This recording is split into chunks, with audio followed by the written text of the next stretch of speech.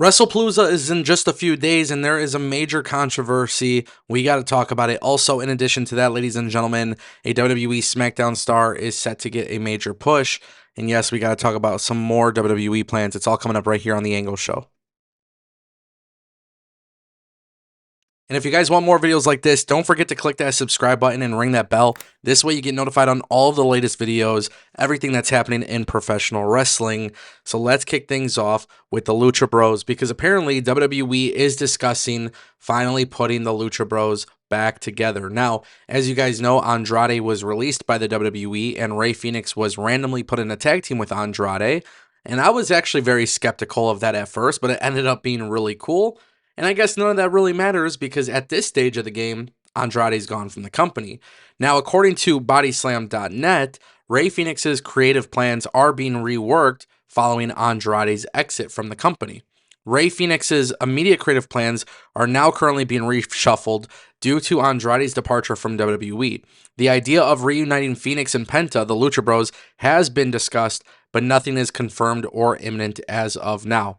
Now, what's interesting is if you guys watched Raw this past week, then you guys know that Penta was beat up by the Judgment Day, which, if, Penta has to make a call to someone, I think your answer is right there, Rey Fenix, right? I think that's the obvious choice.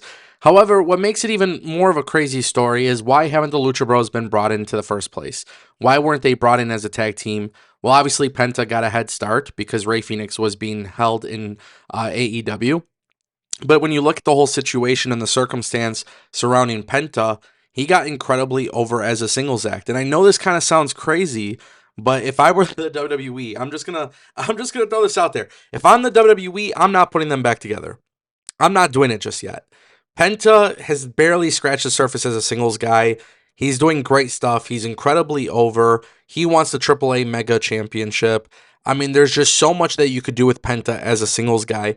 And I think the reality is that right now, tag team wrestling still hasn't been a major focus on WWE Raw. On SmackDown, it has been a relative focus, but on Raw, it hasn't been. And for that reason, I do not want to see Rey Fenix move to Raw to be put into a tag team with Penta and put a halt on all the plans for Penta because this guy is doing great stuff. I think eventually, yes, down the line, of course, you could put them together. I think that's an easy thing to do, especially with WrestleManias and, a tag team championship dream match. Like, there's a variety of things you could do if you're the WWE. I don't think right now is the right time. And what makes it even crazier, by the way, is that there has been some major plans for Rey Fenix. In fact, there is a huge discussion amongst the WWE creative team regarding Rey Fenix. So Rey Fenix put out a tweet saying, "Last Friday I took the opportunity in an open challenge to face the United States champion Sami Zayn. I didn't win the match, but it was a great match and I'm very happy with my work that night. Soon I will be a WWE champion. I'm ready for the big challenges." Guess what? Look who responded to this tweet. Brian G. James, aka Road Dogg. And he quote tweeted it saying Rey Fenix is right soon! Exclamation point. Now, I don't know. I think WWE is also considering Rey Fenix having a singles push as well. Rey Fenix obviously could be a great singles guy on SmackDown. He's having great matches. And when you look at SmackDown as a whole, the lead writer, or the co-lead writer, I should say, is Road Dogg, Jesse James. So the fact that he's coming out here saying this pretty much is an indication that maybe WWE will not bring back the Lucha Bros. Maybe Rey Fenix will be getting a major singles push. And listen, people will debate this. People are going to talk about this, and everybody's going to have their own little thing that they have to say about it. But deep down inside, man, I think this is the right call. Push Phoenix on SmackDown, push Penta on Raw. Dragon Lee is starting to get somewhat of a push on Raw. Like, listen, you need to build these mid cards correctly. WWE for a very long time was doing a great job with the mid card. A very good job. Triple H, that was one of Triple H's biggest strengths. And I still think on Raw that is true. On SmackDown, I don't know if that is necessarily true, but imagine a United States Championship feud between Rey Fenix and Aleister Black. The amount of banger matches you can get from that. And Sami Zayn and Jacob Fatu. There is a plethora of guys who can truly work on SmackDown. I just feel like there has to be a little bit more of a better focus there. And if you're WWE and you're Rey Fenix and you're Penta, I think you have to sit down and look at it from a bigger picture. And in that case, I would say, listen, Penta, we keep you singles on Raw. Phoenix, we keep you singles on SmackDown. Eventually, and eventually is the key word here, but eventually we will have a big angle that results in you guys coming back together. I think that's the right call, man. I think that's the right call. And, Rey Fenix is a guy who I think deep down inside, he's kind of being overshadowed by his brother. But I think WWE was really at a big advantage when Penta came first. It just ended up resonating very well with the audience. Eventually, they should come back together, but Rey Fenix getting a singles push makes a lot of sense based on this response. All right, guys, let's talk about ESPN and WWE. I've spoken very, very highly of the WWE ESPN deal. Remember, at launch, there was a ton of talk when they made this announcement.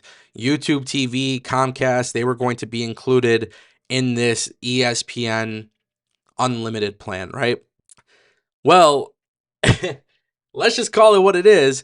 As we approach this show, ESPN does not have a deal worked out with Xfinity and YouTube TV.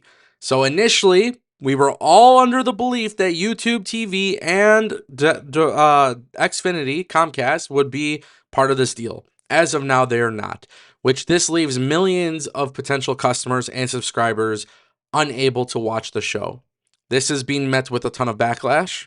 I, of course, have received backlash as well because just like many of the other people, the reporters, Alex Sherman, so many people out there were reporting what we all thought was true.